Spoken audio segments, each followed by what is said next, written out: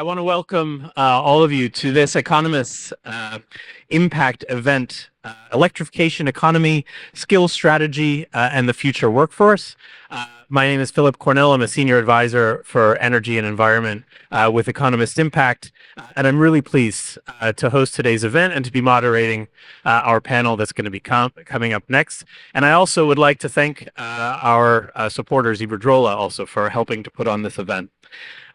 Belém, where we are, symbolizes not just Brazil's biodiversity, but also its energy ambitions. So I think it's a very apt locale to be discussing this defining shift of our century, which is really the electrification of our energy economy and of our economy writ large. With global energy demand set to rise by 50% by 2050, the pressure is really on to expand access, to strengthen security, and to deliver on emissions reductions all at the same time. Electrification is one of the most direct and scalable pathways to meet those goals, spanning transport and buildings and heavy industry. And it offers a route to energy independence, to industrial competitiveness, and new jobs across this changing and rapidly digitalizing economy.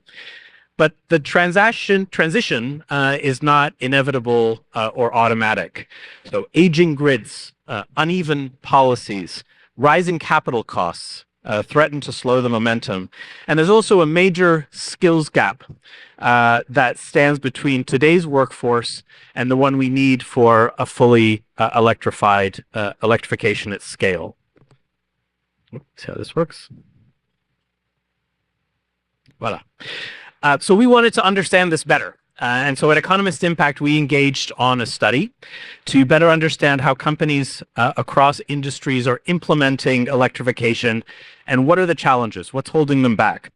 So the analysis is informed by a survey of more than 1,200 executives across North America, Latin America, Europe, and the Asia Pacific. And it also covers a variety of sectors from construction, infrastructure, real estate, energy, IT, and manufacturing. So what I want to do before we start this panel and discuss a little bit of the outcomes is to walk you through some of our findings during this the course of this study.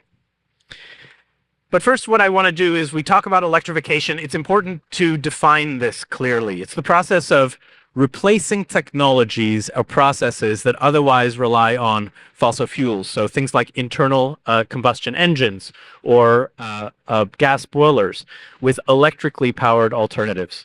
It means shifting away from using molecules derived from combustion to using electricity as the primary energy source. So usually for things like transport or heat.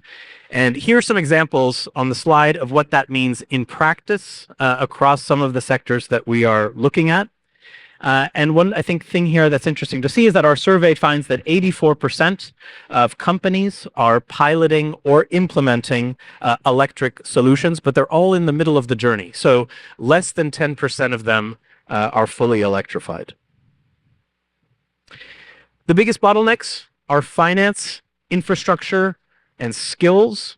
So small and medium enterprises in particular face higher borrowing costs and longer payback periods, making it harder for them to justify upfront investments in capital costs, even when the lifetime savings are clear. On the infrastructure side, grid congestion and interconnection delays are now one of the most severe obstacles. So in some markets, businesses can face 3, 4, or 5-year waiting periods for connecting to the grid. And these deep labor shortages are emerging quickly, especially in sectors like construction and electrical trades, where 58% report them to be a big problem. And that results in delays to electrification projections. Oh, back. Oh. Is there one more slide? Oh. Okay, we're skipping a slide, but somewhere in there we're talking about what do businesses want in order to incentivize quicker electrification. And so when we ask these business leaders from a regional perspective, it's very interesting. So firms in Europe and Australia emphasize the need for subsidies. US and UK firms prioritized stable rules, which might make sense in jurisdictions where those rules and policies have been relatively unstable. Japan is particularly adamant about the need for permitting reform. And in other parts of Asia, as well as in Australia, workforce readiness, and especially this shortage of electricians and grid engineers, causes major headaches. And despite these regional nuances and differences among the different countries, the message across all of them is consistent. When governments combine clear incentives, stable policy, and targeted investment in people, business moves faster down the electrification pipeline. So given these revelations about the challenges and the asks that are coming from business, this also raises some further key questions. So can the pace of electrification keep up with the scale of climate ambition? And what will determine success or failure? What are the biggest challenges facing electrification at pace? So from skills to inclusion to industrial readiness, infrastructure and capital, and how can innovation, partnerships, and also policy make this transition both faster and fair to everyone? So to answer some of those questions, I'm really excited to be joined by such an esteemed panel, who I'd like to welcome up now. Miguel Munoz, please, if you'd like to come up and join me here, is Head of Climate Policies and Alliances at Iberdrola. Dan Dorner, please, if you'd like to come up, is Head of Strategic Initiatives Office at the International Energy. Dan, please, here. Martin Henrik Bayer is Head of Sustainability at Siemens Smart Infrastructure. And Roberta Cox, please, is Policy Director of Brazil for the Global Wind Energy Council and the Global Renewable Alliance. So please sit down here. Welcome to all of you. It's really great to have you here in Belém with us. What I think I want to do is start a very broad question to all of you, which is really about, can electrification generation keep up with this exploding demand, especially while we're also in the process of cleaning up our existing system to meet emissions targets? And maybe, Miguel, if I could start with you, utilities like yours are really at the forefront of this challenge. Can you tell us a little bit about your outlook and how do we get both of these things done at the same time, meeting demand and transitioning our existing system? Thank you very much, first of all, for inviting me. It is important when you are in some, listen, okay. Yeah. In some way, we must recognize, and we are at COP, that electrification is at the center of this transition agenda. As Iberdrola, we think that we must enable this process to strive. We have here the International Energy Agency, we see other outlooks, Energy Transition Commission as well, and we see that electrification is a trend that is necessary to decarbonize the economy. If we want to decarbonize the economy and reach the net zero by 2050, we should reach around 70% of electrification by 2050 in this way. And we are very far from this. At the center of this process, we will see a lot of elements, networks. We will see the training gap, as you have highlighted in your presentation. And we will see that we need a lot of enabling policy conditions, prices, taxation, some elements on mandates, standards, a lot of signals, of course, stability, as you have highlighted. This will enable the massive investments that we need. For example, according to Energy Transition Commission figures, we see that currently we have 300,000 million of investments in networks globally, and we will need to reach 800,000 million investment annually to meet this kind of targets. So if we want to raise these investments, enabling policy conditions are at the centers. We as a company that is focused on delivering this kind of solutions, think it's important to continue pushing for this across all jurisdictions. Each jurisdiction, and we will comment it before, face different challenges and opportunities, but the trend is clear in all of them. Electrification is something that we must to endeavor if we want to meet not only the decarbonization agenda, but also to meet the competitiveness and the security agenda. In Europe, especially, we are talking a lot about security. Maybe we can talk later on this, but if we rely less on fossil fuels and we focus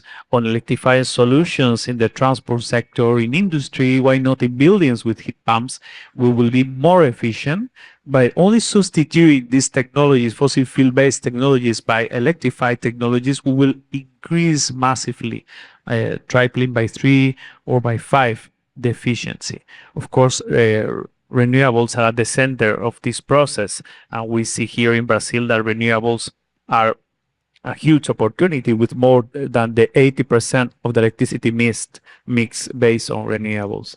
We can touch upon later on more of those issues. I mean, I really appreciate that, and especially the fact that, I mean, we're talking about electrification of end uses, changing what had been fossil fuel, the growth of already electrified industries, and then the generation technology. So these are three kind of interlocking questions. Dan, the IEA, which we both know well, we were colleagues there many years ago. We're looking sort of what is the situation across the world, and where are things comparatively? Can you talk a little bit about where you see this electrification curve bending the fastest? And I'll just say I was interested to see in the World Energy Investment Report that came out recently, you noted a particularly high investment jump, about 14% in electrification investment over the past year. Can you unpack what that means, and comparatively, where is that actually happening? Where is it concentrated? Yeah, absolutely. Thank you, Philip. And it's a pleasure to be here. So I think where we begin is that the IEA has been very clear in our message that the world is entering an age of electricity. We see in the World Energy Investment Report 1.3 trillion in electricity investments expected this year, with renewables very much leading the way and solar very much leading the way within that. We can also see electricity demand over recent years growing at twice the pace of overall electricity demand, driven by a range of factors, electric vehicles, air conditioning, digital infrastructure and the demand there. So there's a broad base of growth and happening in different places, and we expect looking forward that the outpacing of electricity demand over overall energy demand will not just stay the same, but that gap will actually grow over time.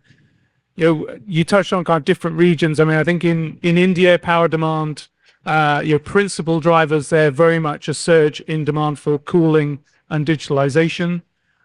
China, very much an EV story, huge growth in EVs there. In Europe, transport as well, but also heating, the electrification of heating is another area that we see there.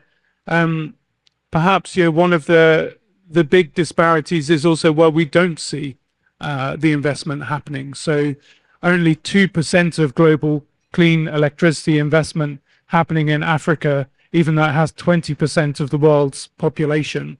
And that's clearly something that needs to be overcome. But I think, that increased demand for electricity and increased electrification very much plays into the decarbonization story and the desire to meet the goals of the Paris Agreement, our climate goals.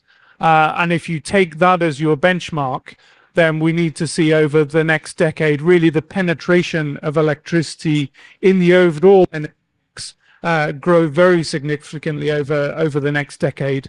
And I say, if you take Paris as your benchmark, that would mean going from a quarter of overall global energy use today to 35%, so a 10 percentage point jump just over 10 years, which is incredibly ambitious, but reflects the direction of travel, even if it would be a marked acceleration from what we see right now. I've said one of the disparities and challenges is the regional issue, but definitely the other one is grid investment. Grid investment is picking up pace, but still way behind where it needs to be. And actually, in our analysis, again, in line with a Paris Agreement trajectory, you need that grid investment to double between now and the end of this decade to help unlock all of the potential of that investment in supply that is taking place. So electrification is accelerating, absolutely. But we need the grid investment, the storage investment to go along with it, and we need to see the overall investment and deployment broaden to those regions of the world where it's not currently happening fast enough. Yeah, great, nice. I mean, I appreciate sort of the touching on access. So in Africa, for example, where even if electrification is happening quickly, in the future, what can this mean for access? But Dan spoke a little bit about digitalization and also about the need for changes on the grid. So you're at Siemens Smart Infrastructure. Can you talk about sort of your view of this twin challenge of meeting demand and cleaning up, and what smart infrastructure means in all that? Happy to. So, thank you for having me. And I think I will start with some more IEA numbers, which is a first timer for me with IEA next to me. But maybe just reiterating to begin with the relevance of electrification. Also adding to the kilowatts and kilowatt hours, maybe the tons of CO2 notion a little bit.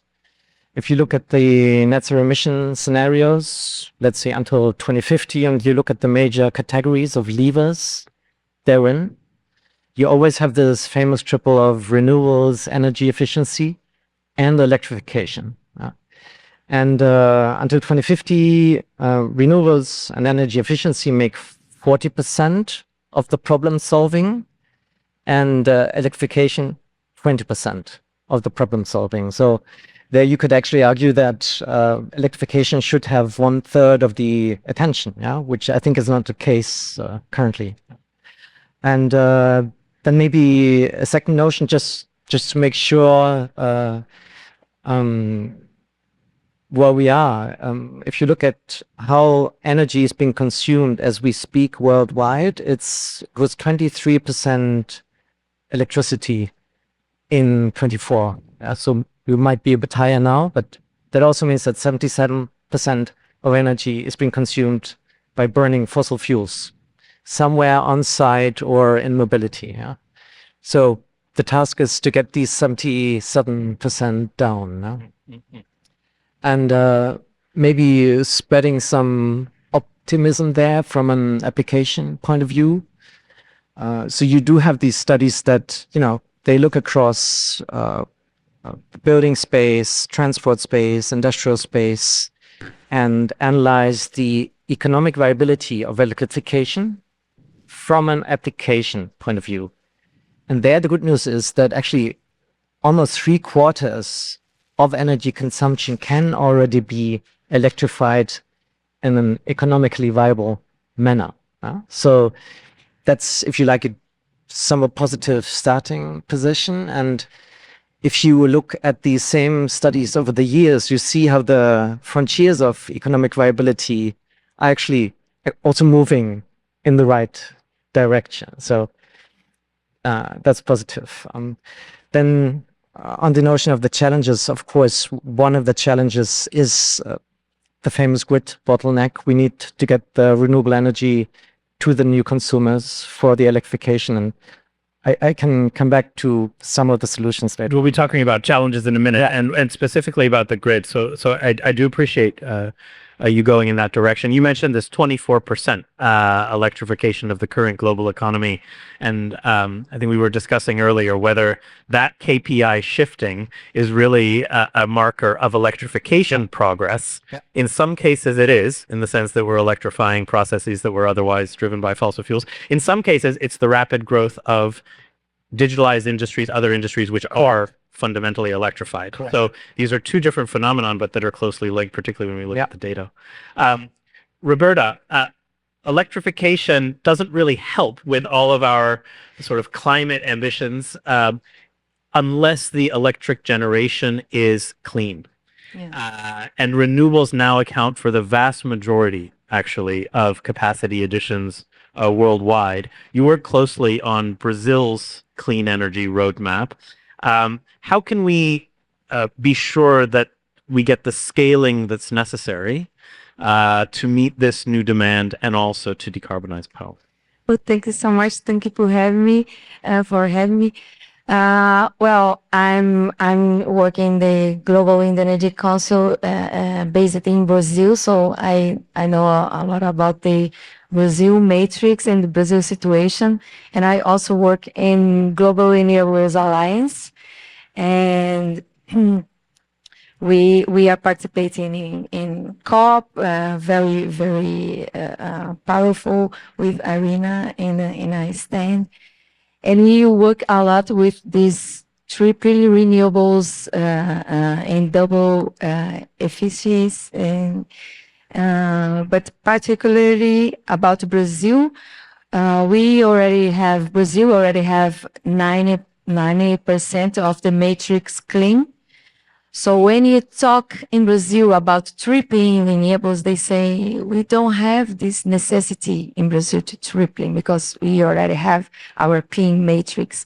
But if you look about gigawatts, we have space to add more gigawatts in electrify industry and agriculture and transportation. It's very important to see this situation in a strategic way, to have more renewables projects, to have more gigawatts, and increase our amount of clean gigawatts, and continues with our clean matrix, but with more renewables and electrify the industries, and using this green premium, like Brazil have this green premium in your matrix to attract new industries to Brazil, like data centers and other industries with interest to produce with clean energy. We have this, we provide this. It's very important to the industries which have interest in have green products and gain this green premium in your product. So Brazil have this very nice position, but I think we need to explore more and show more this green premium, and continues with this great clean matrix, open your market to new renewables energy like offshore wind.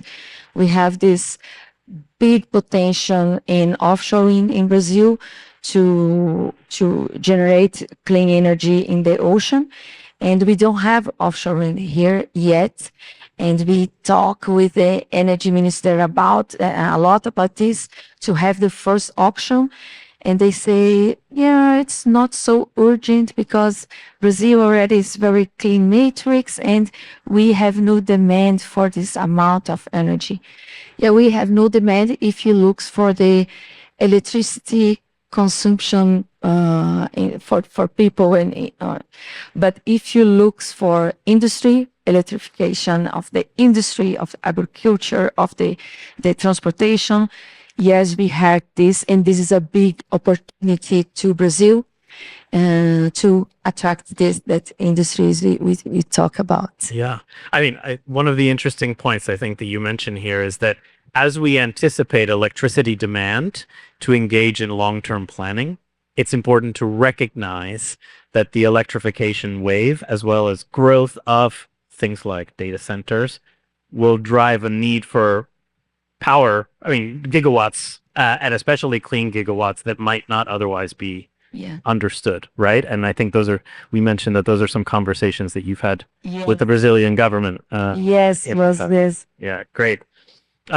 So clearly electrification is transforming the kind of technologies that we're using in terms of end uses, but it's also met by these challenges, partly with peoples and skills, as I mentioned, but also this question of infrastructure and financing. So I want to unpack maybe in this next round a little bit where the progress is strongest and what are these gaps or challenges that we still need to close. So Miguel, we talked about people and skills.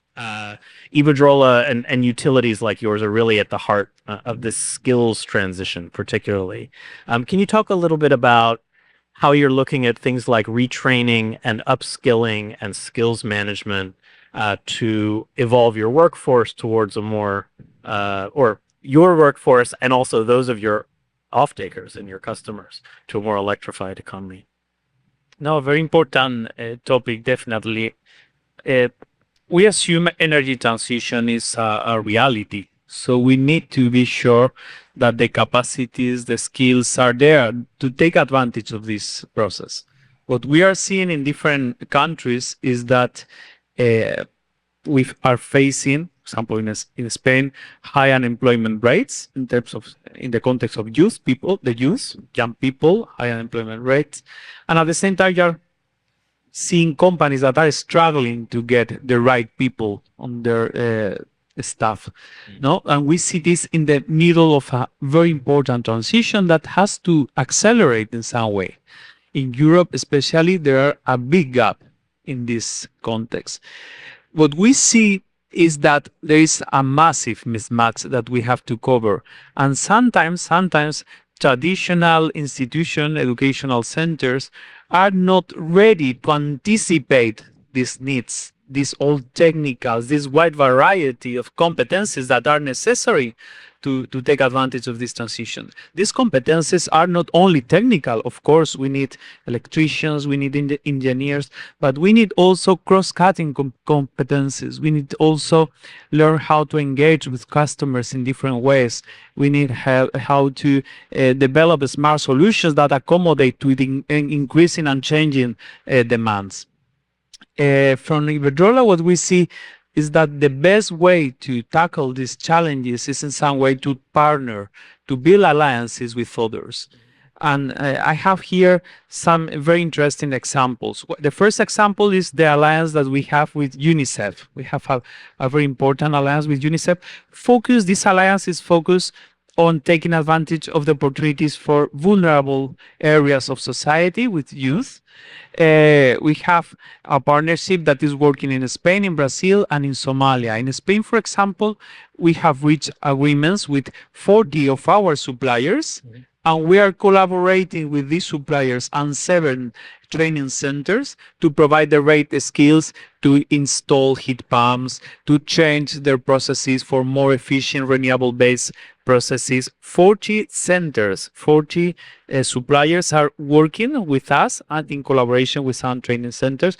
We are also training teachers. Sometimes you have professional centers that are not in some way with the capacities. So we are working in Spain with more than 200 centers, and we have already trained more than 10,000 teachers in these centers.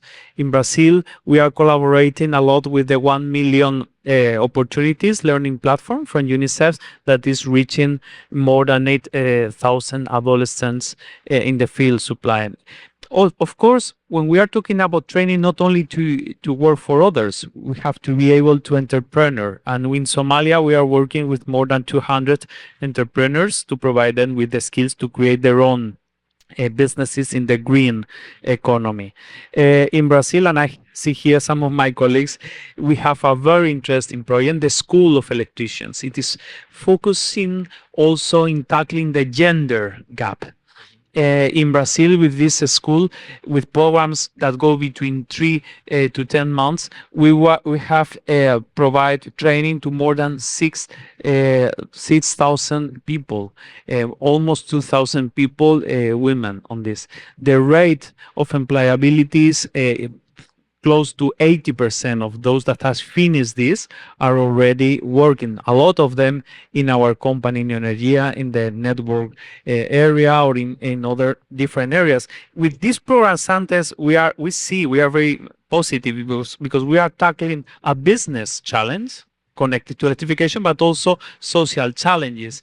Continuing with partnerships in Europe, we have partnership with some communications company or industrialists in the European Roundtable of Industry, and we have the goal to develop training skills for this green economy for 5 million people in Europe by 2030. It is called the program European Reskilling. It is with industrialists. So what we see is that we cannot do it alone.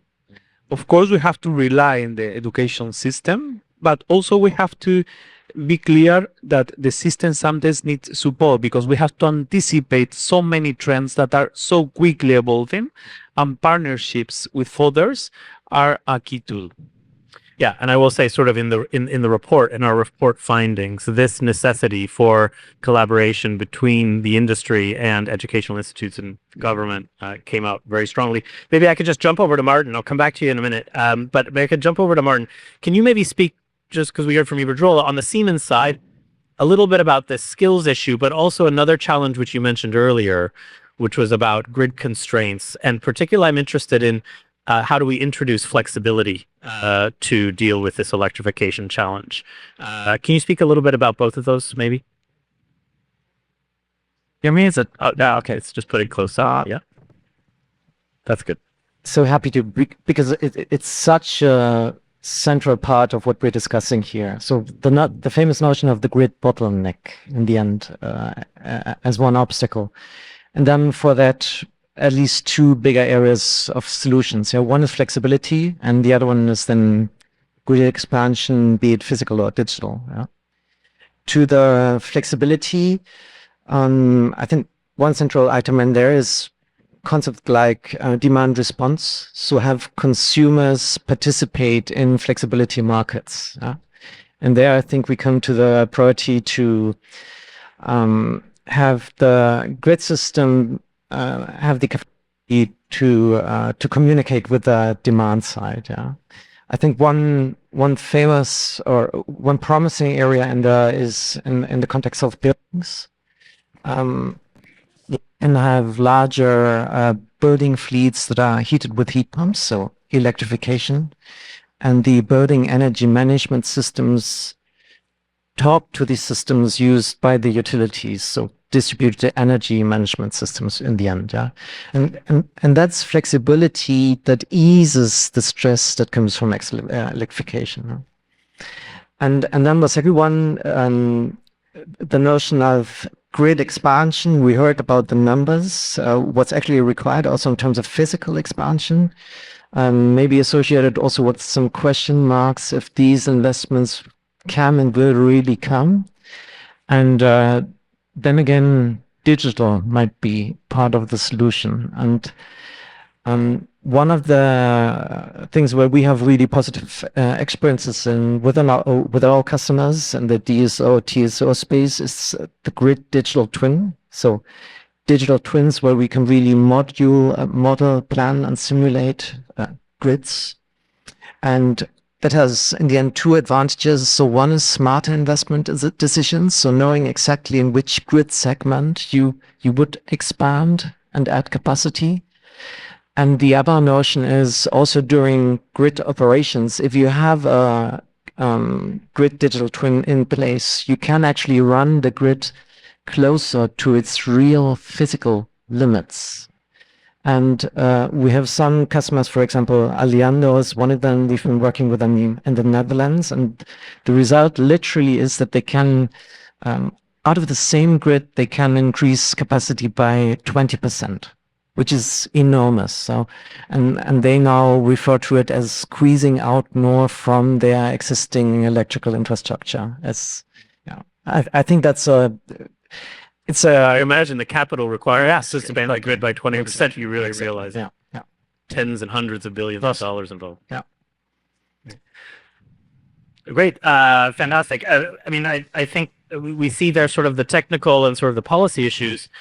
But I'd like to talk a little bit about what this means in different national contexts. So maybe Roberta, I mean, within Brazil, there's been this renewables boom, right, which has created a lot of major opportunities, but also exposed some of the skills gaps and the infrastructure gaps that we've just heard about from the other two panelists. What do you see to be the main, let's say, policy or labor challenges for Brazil's electrification and the wind energy workforce, but electrification more broadly? Yeah, we have this big infrastructure problem in Brazil about grids as well, and so we also need people to work in grids. The energy transition is is growing fast. We need to have more people to work in.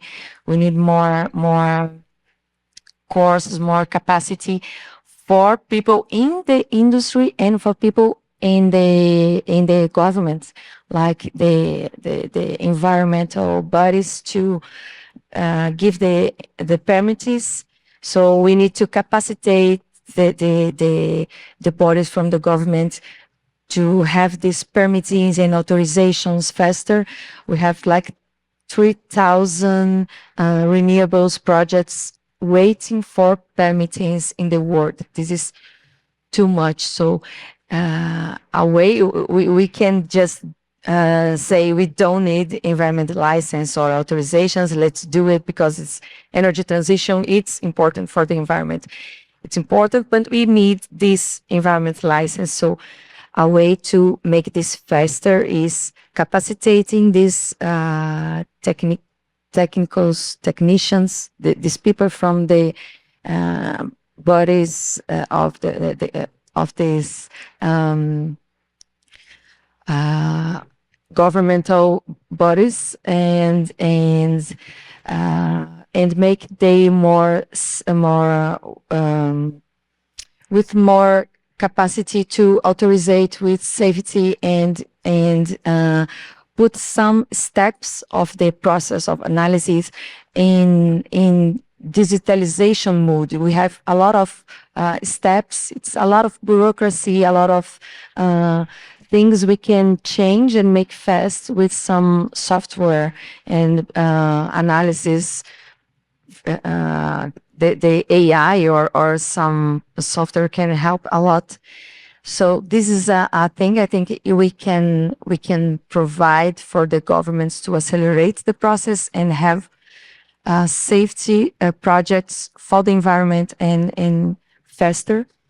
And also we have this big problem in Brazil about curtailment. It's not only in Brazil, it's in the world, but we have a very nice interligate grid in Brazil. All the states it's in the grid. Brazil is enormous, and I think it's in June we interligate the last state in Brazil. So it's a good thing we have, but we need to reinforce some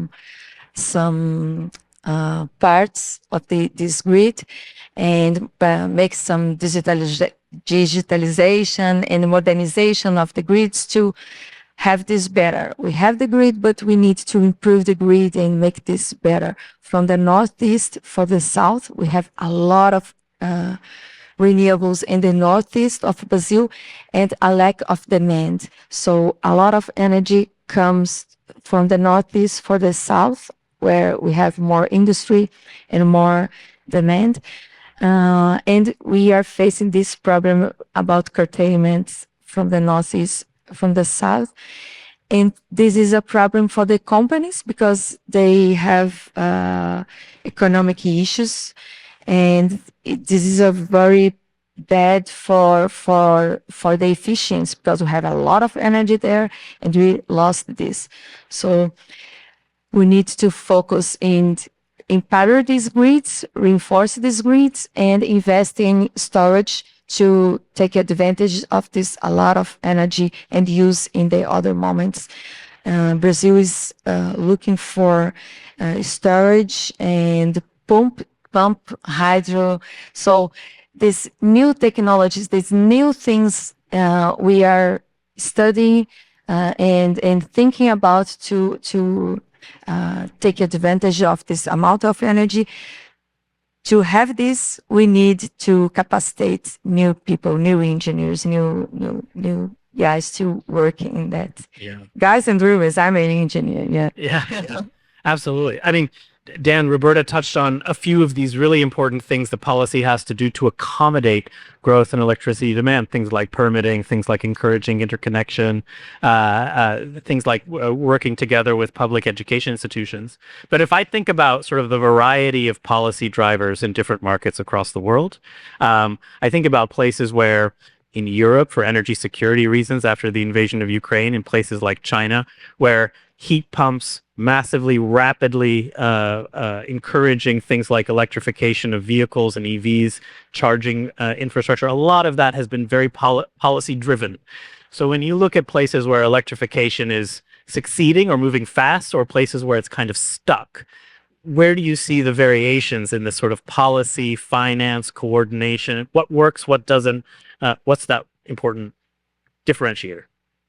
Absolutely, Philip. And I think this whole point around kind of skills and capacity is definitely one of those areas. So let me start there and then pick up on some others. I think the energy transition is creating jobs, but without the skilled workers, the projects are going to go slower than people want, and the costs will be higher than they need to be. So the fact that the energy workforce is growing is good, but the skills gaps are also widening at the same time. Energy employment we see in our numbers is growing more quickly than the economy-wide average, and led by the power sector. So for every job created elsewhere in energy, 2 jobs are actually added in the power sector, especially in renewables and grids. But this is where one of the crux points is, because electricians, technicians, and skills trades are definitely in short supply in many regions of the world.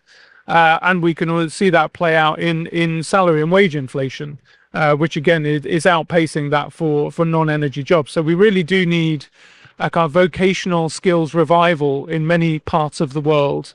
And I think policymakers are increasingly seeing that and seeing the need to act.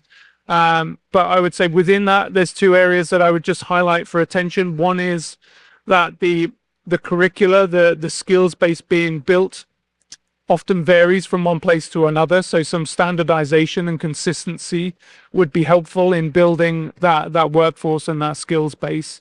And I think that really speaks to the public-private cooperation and collaboration to make sure that the skills, the curricula that are being brought through are the ones that industry actually needs. So we need to make sure that this existing bottleneck in terms of skills turns into rapidly a kind of a growing pipeline that meets the needs. And we see that in some areas. South Korea has a good public-private partnership, and we can see in Germany there's a lot more kind of dual vocational training happening across different parts of the energy transition. So there are some good examples to learn from. More broadly, I would say, the investment picture that we've seen, 10 years ago at the time of the Paris Agreement, the global energy investment was around $2 trillion, and it was about 1-to-1 between fossil fuel investment and clean energy investment.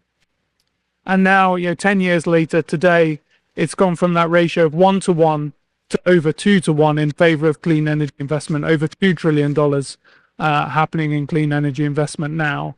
But that needs to double again and go to 4 trillion. So, we still don't have the level of investment that we need. And that, again, very much speaks to try and bring through the manufacturing capacity, the supply chains, the skills base to deliver that scale of investment that we've never managed to do before. I think it also speaks very much to the availability of finance. Where we can see in many parts of the world, public finance is constrained. Public finance is never going to be able to do the job on its own. So it really has to be well targeted and focused to unlock and catalyze the private investment to come in alongside it, to de-risk the projects, to make sure that we can get the scale that we need. And we can see real differentiation in that cost of capital in different parts of the world as well, between advanced, emerging, and developing economies. So very much trying to reduce that cost of capital, make these projects viable, and see them come forward. And I think I would just lastly speak to that point about making sure it's not just private sector skills, but also public sector skills, and ramping up the capacity on the public sector side. Permitting and planning is definitely one of those areas that gets highlighted in many places. I mean, one kind of illustrative example, and it is purely an illustrative one. We've seen around 700 gigawatts of capacity, of renewables capacity added last year, but we also have 1,700 gigawatts of capacity waiting to get a connection. Those projects waiting to get that grid connection. And on the public sector side, one of the challenges is just about actually going through all the processes and the approvals quickly enough. They just don't have the people and the skills. And as Roberta rightly said, we can't just skip past these things, but we need to make sure that they're done as quickly as possible. So that's definitely an example on the public sector side where we need to see greater action. Great. Great. So we talked a little bit about these challenges, talked about sort of the workforce issues, about things like grid constraints. I'd like to move now a little bit and talk about really what are the solutions, both on the technical side, but also on this issue. We've talked here, or touched, I think, almost everyone on this issue of partnerships and collaboration within industry, with off-takers, with the government. So maybe Martin, I could start with you. You've mentioned in the past that more than 75% of end-use energy could already be economically electrified. Let's talk about that last 25%, what are sort of hard-to-abate sectors. If I think about 1-2 years ago, we used to talk about electrons versus molecules, and there was always an assumption that particular levels of heat generation, particular applications had to be molecules, and so we were either going to make them out of renewables or whatever. But that seems also to be changing. Can you speak about that last 25%, how to crack the hardest nuts? Absolutely. And I think I will focus literally on that notion of industrial heat electrification to illustrate that a bit, and the journey that is actually taking place here. So this is now our experience working with our industrial customers when it comes to heat electrification. So let's say the 3 quarters that are relatively easy is standing for lower process temperatures effectively in industries. And there you would have food and beverage or pulp and paper industries like that, lower process temperatures. And there we have many projects with customers where this is happening. Yeah? By the way, also to the notion of ecosystems and collaboration, of course, there's inspiration happening from customer to customer because they have similar problems as well. And then the more challenging part is you get to the more challenging part where process temperatures are higher or where the associated chemical processes are more complicated. And then you get to the hard to abate sectors like cement, steel, some chemicals. And I think in this area, it's incredibly useful to establish best practices, visible examples to create some confidence in the feasibility of heat electrification.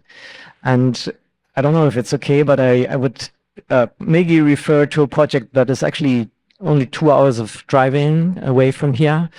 And in one of these hard to abate sectors, it's an aluminium, it's a Norsk Hydro project, Alunorte. And there's a really nice example where the boiling of the bauxite now has been electrified. It was coal-fired before, is now electrified. And then for a single of these projects, you get into the megaton order of magnitude of annual emission avoidance. So these, lighthouse projects make a difference and have an impact on the industry. And by the way, I'm taking all the credits. So I'm Siemens Global, but we actually have William from Siemens Brazil here, sitting here, if you want to hear a bit more about that specific project. Great. Yeah, absolutely. And maybe, Roberta, talking about, these sort of really critical projects that are in Brazil, that are of this region. He mentioned sort of the North project. Your bread and butter is basically allowing collaboration within industry, right? Both whether it's among wind industry, within renewable energy more broadly in terms of your role at the Global Renewable Alliance, and also then that collaboration with government. So maybe can you speak a little bit about those key collaborations when we talk about within the renewable space and expanding Yes. generation capacity? Yes, demand it's a very important thing we are working on, and the Global Wind Energy Council and the Global Renewables Alliance We are looking for, and we are incentivizing some coalitions with off-takers of energy. We have a coalition in the APAC area, and now we are creating this with WRA and then some partners in Latam.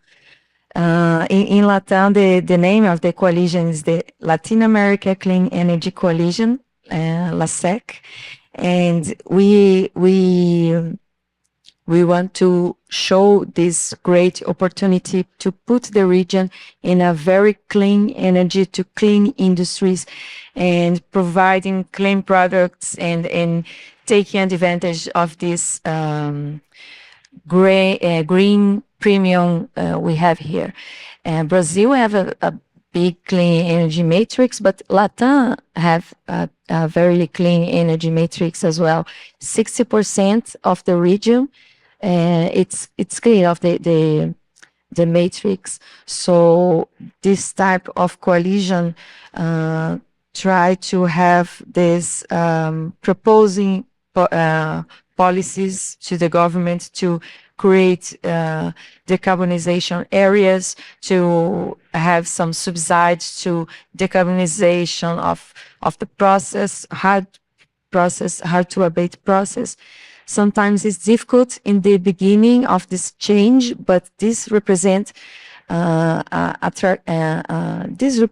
gain for the country and for the future, strategically thinking. So the end, right? The Global Wind Energy Council, or GRA, is concerned about this because this represents demand for have more renewables and to achieve this tripling renewables targets. So we need to work together and not talk only with the energy ministers in the country. We need to talk with the industry ministers and to have the big companies, like the big off-takers, talking the same thing about us. We need more renewables projects. We will buy for this energy. We want clean energy and cheap energy. So a lot of clean energy to decarbonizing our process. So it's a great strategy. Be together and talk together with the governments and propose some policy, propose some regulamentations and incentives to have this game and to accelerate the decarbonization process.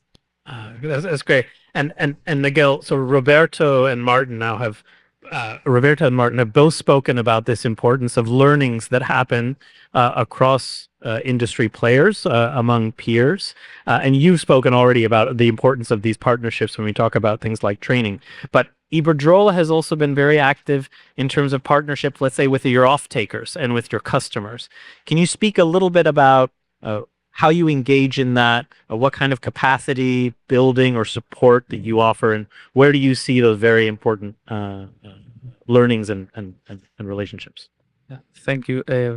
No, for us, is, as I have said, our usual way of working or tackling this is working in partnerships, even creating alliances that have sometimes a formal secretariat and run on their own after years.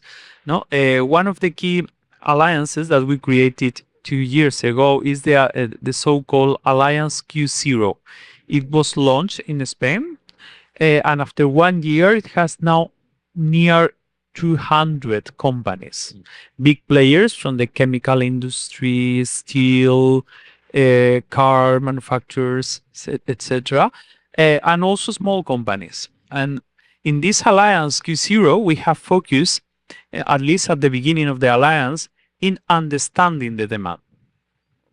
Sometimes, of course, we have our customers and we work with them, but sometimes it's very important to have these specific platforms to sit down with them, to create working groups and understanding the processes, their challenges. Some of the issues have already been raised. The heat needs are different.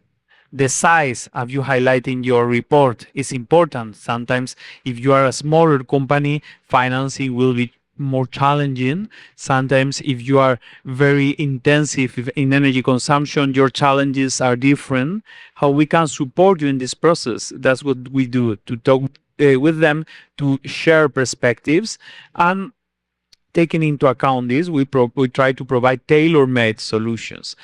Sometimes the alliance also focus on advocate, because in the conversation you will see that there are a lot of challenges that come from policies in some way, or for policies that are not in place.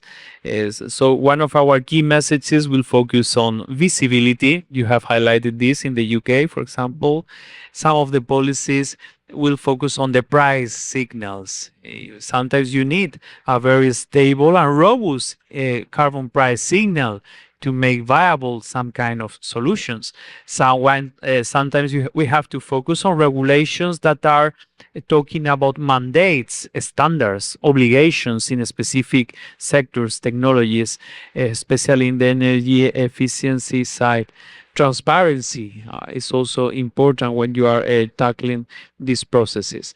Of course, in this alliance, we have seen also with our customers, industrial players, that they are struggling because in the case of Spain, in some contexts, they don't get enough connections from networks, and they want to increase capacity, they want to create new plants, and we need to build more networks or to introduce efficiencies in these networks that involve investments.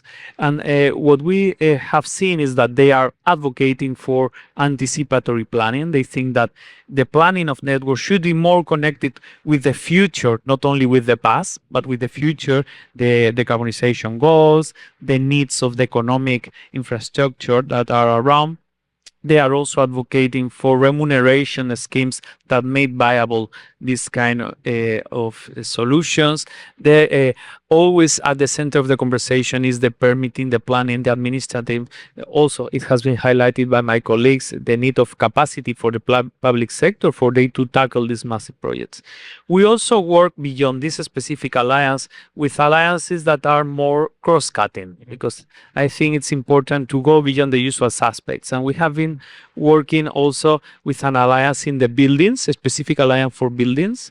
And it is quite interesting to see how when you focus on buildings, you have to tackle with different sectors very far sometimes from your own expertise. So we learn as well on their needs. In Spain, we have partnered with some important owners of buildings, and they told us quite a lot of challenges, the solutions.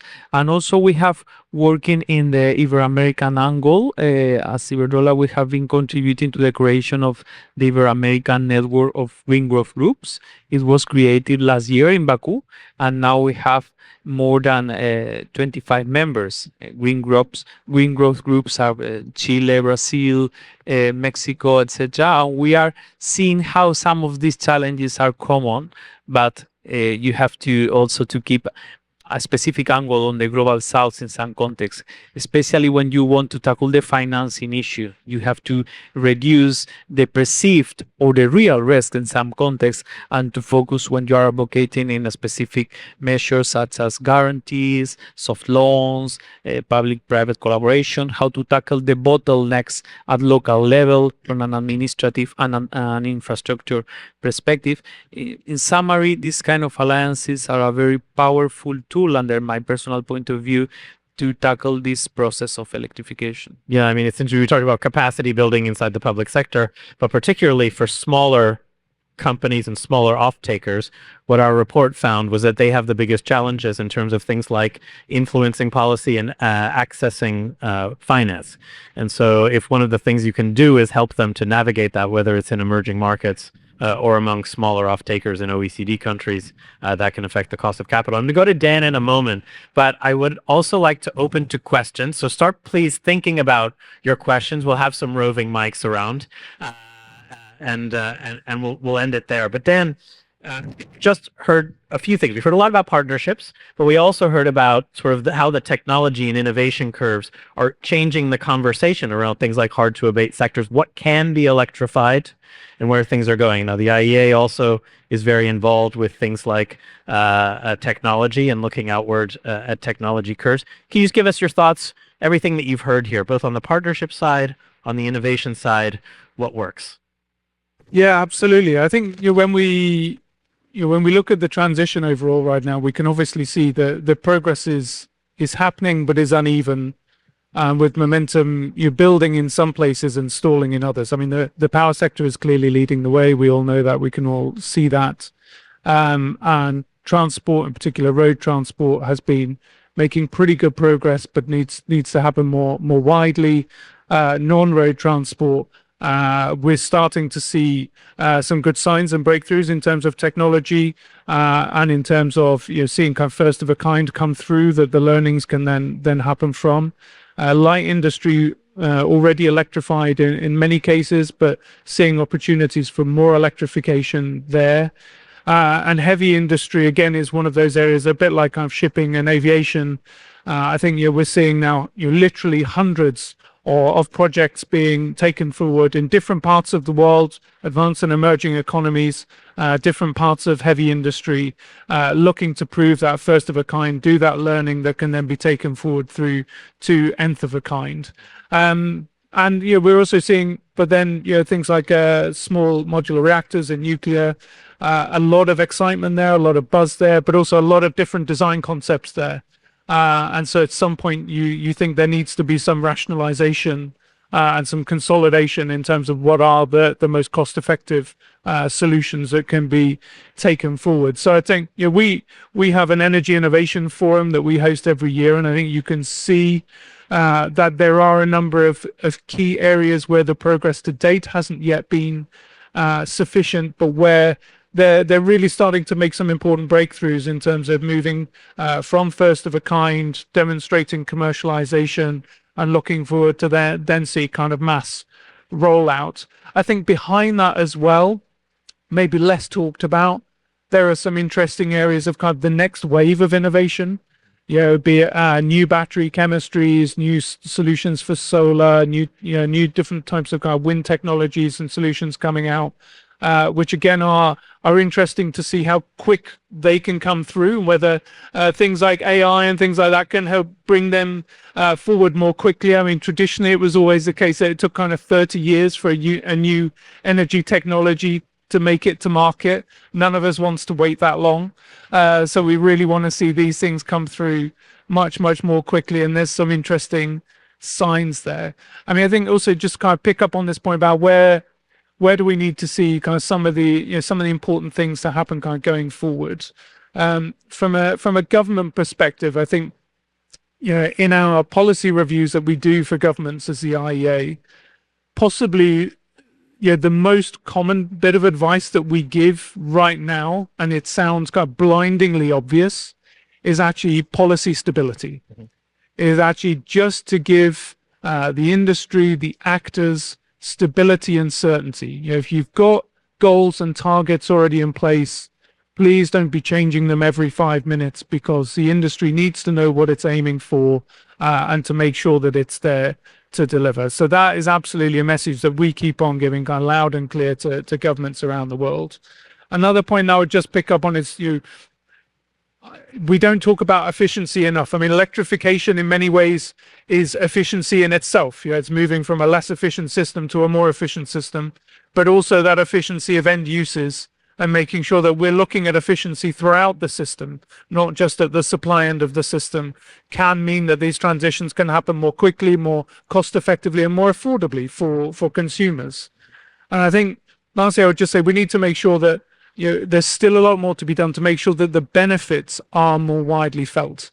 We see in key clean energy technologies, it's now $1 trillion industry in terms of manufacturing of those technologies and the associated supply chains. But the manufacturing and the supply chains are far too concentrated in specific geographies of the world. That is both a security risk and an economic security risk, and also a public acceptance issue. I think, citizens, consumers, countries, governments around the world need to feel like they're feeling the benefits of these investments. They're seeing it in terms of jobs. They're seeing it in terms of better health outcomes, better economic outcomes, whatever it may be. So governments, businesses, consumers, we need to make sure that they feel and see some of that local value. They don't just see it coming from elsewhere.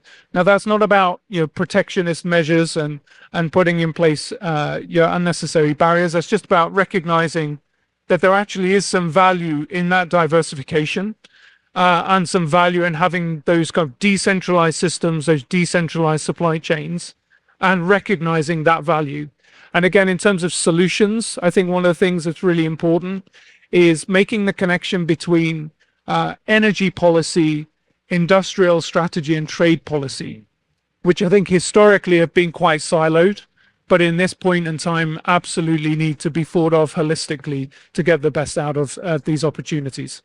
You made a few really good points there, a few which are in our report, I have to say. So it's good to see that there's alignment there, but certainly the one on aligning industrial. Please, Martin, yeah, first. Just want to react one of the points you mentioned there, Dan. Super important. The notion of electrification being directly connected to energy efficiency as well. So this also relates to, this differentiated look at economic viability of electrification.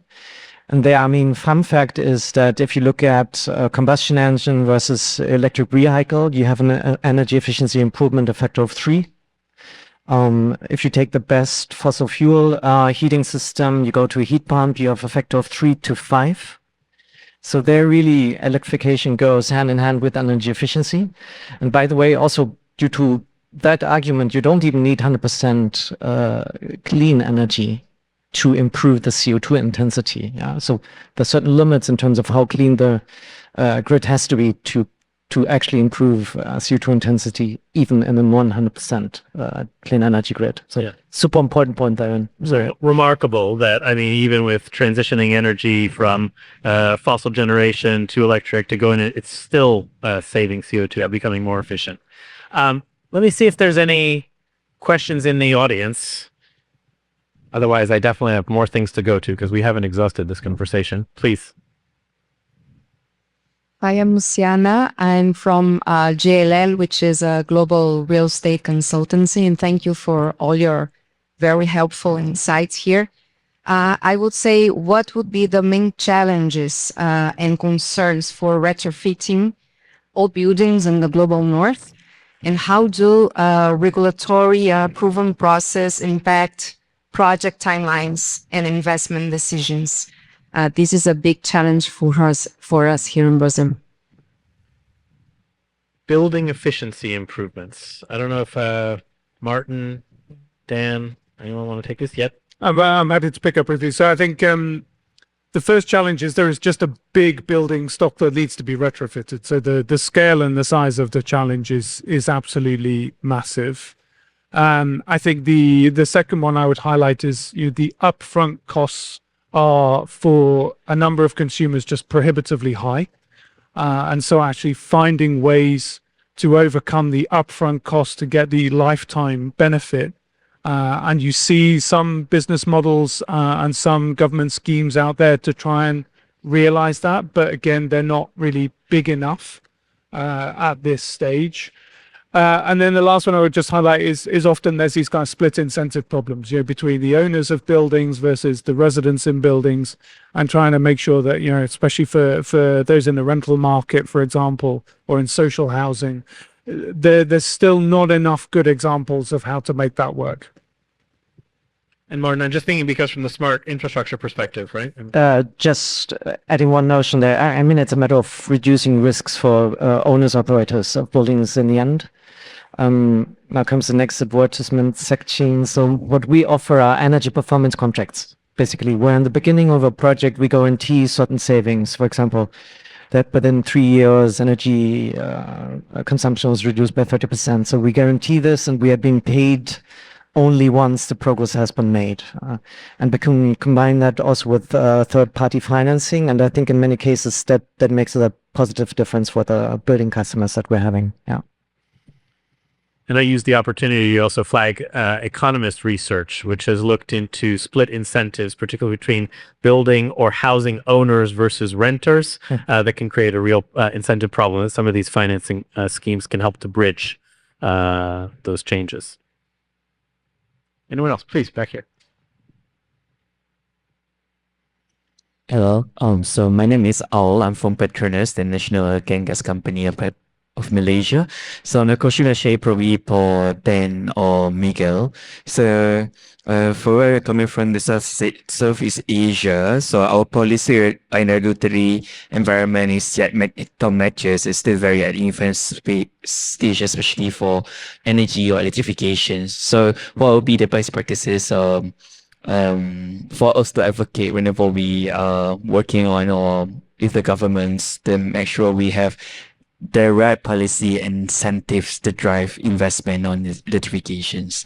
Is there any lesson learned from your work in other parts of the world? Learnings in Southeast Asia? Thank you very much, because I think in some way policy assessment is very, very useful. We have here the International Energy Agency, but I am from Spain. In Europe, there has been very important to provide this kind of visibility. In Europe, there is something, the so-called National Integrated Energy and Climate Plans, and these are connected directly with the emission reduction target at European level and with the climate targets and policies and laws. So you need visibility from a government perspective. As investor, you will need to connect all these macro trends in a unique plan, and the policies will be in some way will have to be aligned, but you need this initial visibility. And of course, the rest of the assessment, under my perspective, it's to take into account that you will need the right infrastructure to electrify. You want to electrify transport, and you need to see if there are enough charging infrastructure or how you can this installation. It is not an easy task. When you are talking about infrastructure, you have to take into consideration the local characteristics of the geography, the economy, etc. But at least to have a clear plan with long-term visibility usually is helpful to articulate this private-public conversation. I don't have at the time today to give the full detail, but I'm really glad that you mentioned Southeast Asia. So let me just pick up a couple of points. So firstly, actually, the IEA, which has been based in Paris throughout its whole history, opened up its first headquarters outside of Paris just recently, and it is in Southeast Asia. It's in Singapore. It's our regional center there. So, and it was a recognition that Southeast Asia as a region is already and will continue to drive so many important energy trends that we need to keep an eye on and be involved in helping shape. So the first thing I would say is definitely work with our Singapore Center colleagues, because we now have this footprint in the region that is there to give advice and best practice. Also, we have our biggest single program in the IEA is the Clean Energy Transitions Program, which specifically focuses on developing and emerging economies. And Southeast Asia is one of the regions that has always been a priority region of that program. What that has enabled us to do is actually produce a very wide suite of best practice and advice for the region as a whole and for individual countries within it. So basically, at the end of all of that, I would just say, please do look at the IEA website, because there's a huge amount of best practice and advice there specifically tailored to the Southeast Asia region and the countries within it. And maybe I'll just add quickly onto this.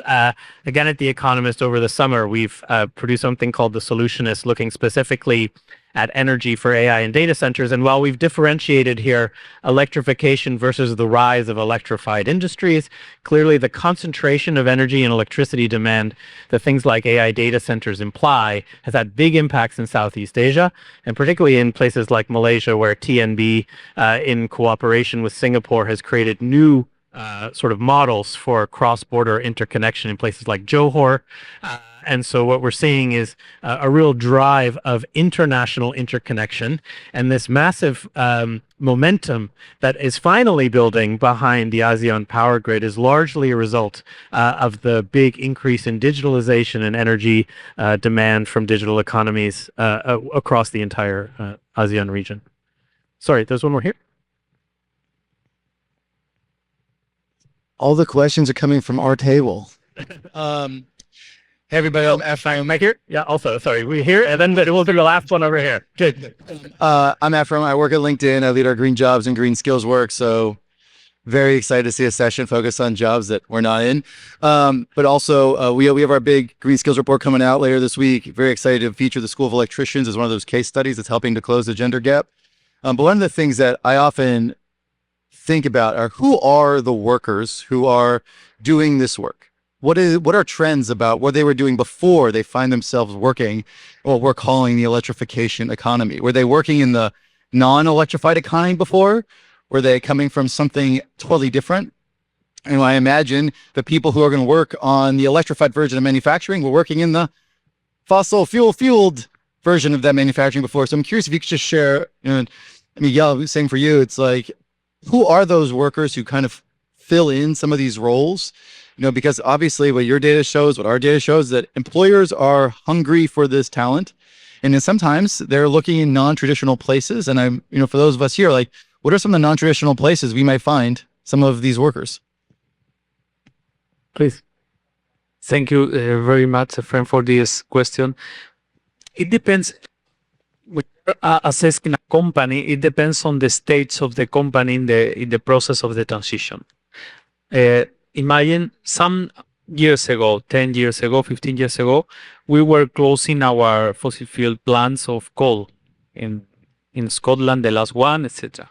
So in that process, we focus now on, in some way, reskilling all these guys that were working in this coal plant to work, for example, in the case of Scotland, in wind facilities. It was focused.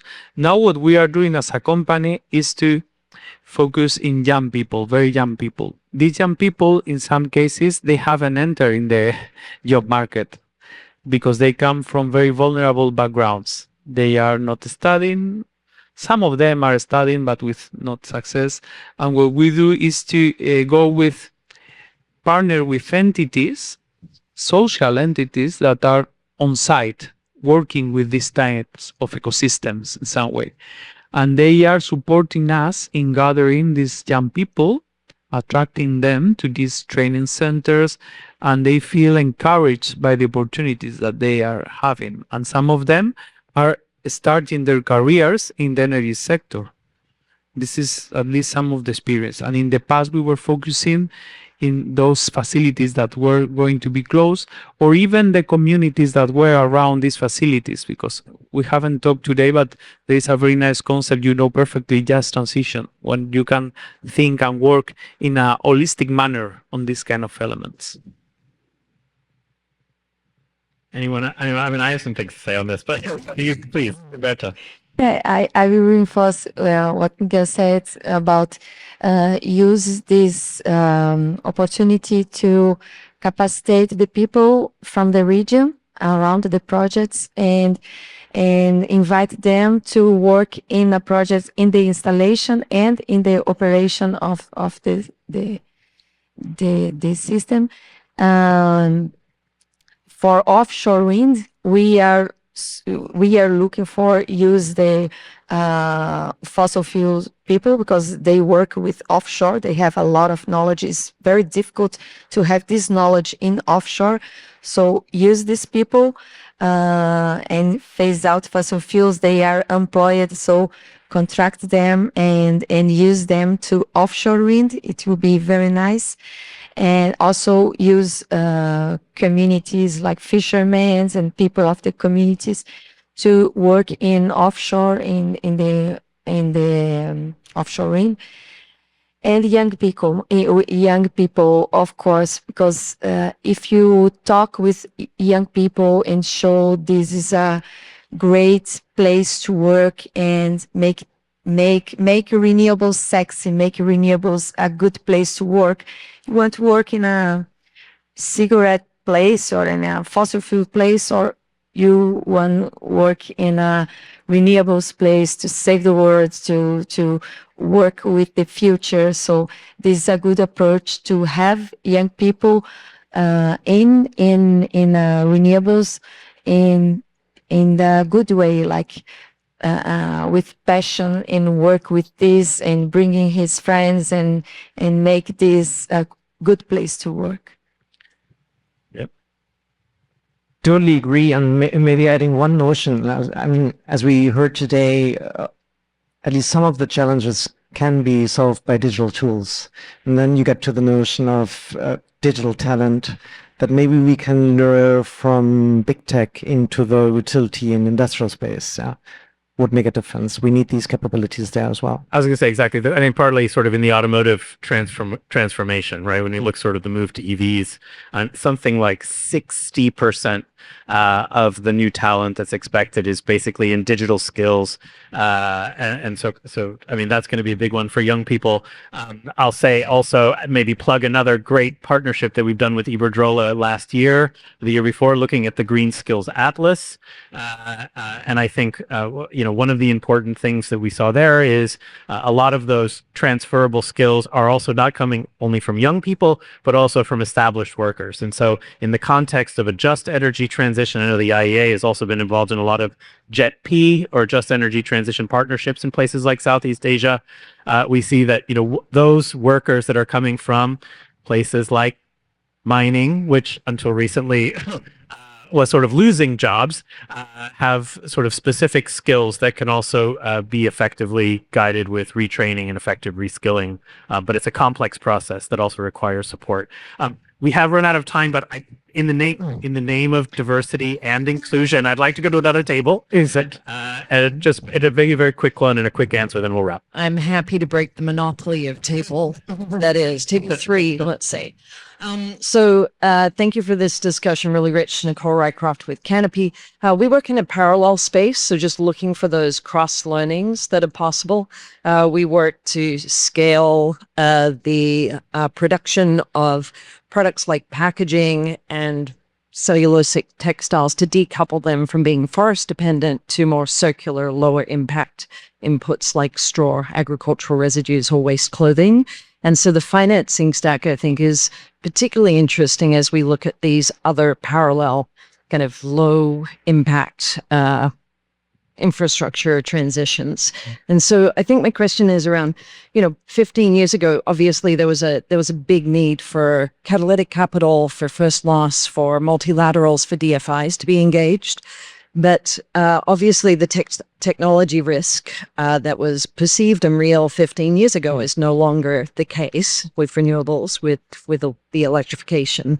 And so I'm just wondering, as we see more capital moving into the space, especially in regions like North America and Europe, has there been a complete dropout of kind of that more kind of risk tolerant capital and kind of more private equity debt moving and completely taking on the scaling of that space? Or is there still sort of like, is the investment sector still leaning on forms of capital that are subsidized to a certain extent? This is a question I love because we also did a lot of work on this over the summer with EFI. So catalytic capital, Dan, you talked about all this money. You talked about all this money flooding in from tech that's affecting investment, that's driving forward investment. There's private equity. Is there still a space for either philanthropic or public catalytic capital to bridge the valley of death, or to address this kind of tech risk that's... Yeah, no, definitely. I think actually it would be a mistake to think that we have all of the answers and solutions that we need and that they're all already at commercial scale. We have solutions already there to make a lot of progress. Solar, wind, EVs, batteries. The list goes on. But there's still a lot of technologies that have not yet bridged that valley, have not yet made it into the commercial realm, still have a significant premium over other solutions in the market. So even on the kind of technology side, it's not fully de-risked, and there's still work to be done there. And this is where governments are often, or financial institutions are often trying to bridge that financing gap, or trying to give demand certainty to help the investment come forward, and various other solutions there. I think the other aspect is obviously not every geography is the same. And so even if the technology and solution risk may have been dealt with There are other risks that we face in different jurisdictions that do still need help. You do still need the regional development banks, the IFIs, other institutions to try and help projects come forward in those jurisdictions. So progress in some areas, but certainly not the job done yet. Great. And we're going to leave it there because I've been incredibly indulgent and we've gone over by something like 15 minutes. So I want to apologize to all of you, but I would also want to thank my panel for joining me. So it's Miguel, Dan, Martin, Roberta. Thank you so much for joining us here. There's a reason why these discussions go on too long. It's because this is such a critical and big issue. And I think one of the most critical conversations at COP this year. So thank you so much. Mhm.